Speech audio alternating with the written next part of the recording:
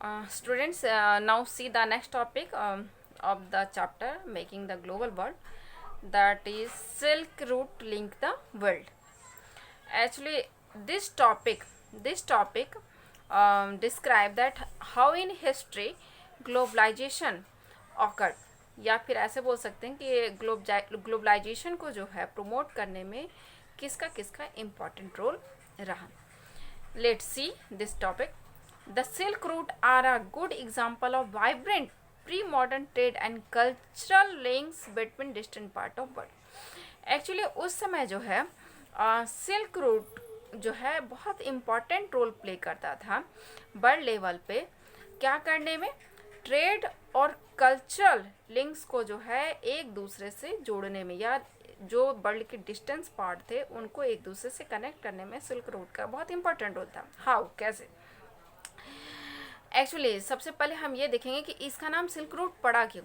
The name silk route point, ये silk route जो इसका नाम है ये इस बात को बताता है कि इस रूट पे सबसे अधिक जो है चाइना का सिल्क कार्गो जो है वो ट्रैवल करता था. ये मतलब चाइना से सिल्क जो है वर्ल्ड के डिफरेंट पार्ट्स में पहुंचता था. इसी बेसिस पे इसका नाम सिल्क रूट पड़ा. Historians have identified several silk route. Historians ने जो है अब तक बहुत सारे सिल्क रूट जो है पता किए हैं. ओवरलैंड जो कि लैंड पे भी थे और बाई सी भी थे. They knitting together vast area of region of Asia. वो जो है एशिया के एक बहुत बड़े पार्ट को कनेक्ट करते थे. And as well as they connecting the Asia with Europe and northern Africa. Asia को नॉर्दर्न अफ्रीका और यूरोप के साथ भी कनेक्ट किया जाता था.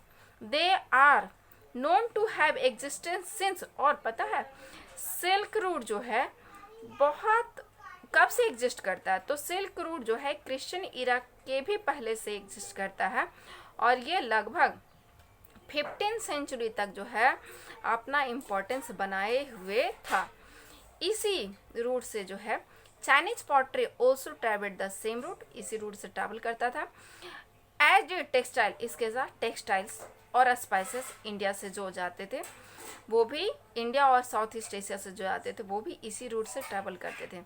इन रिटर्न में इंडिया को, या ऐसे बोलिए कि एशिया को क्या मिलता था?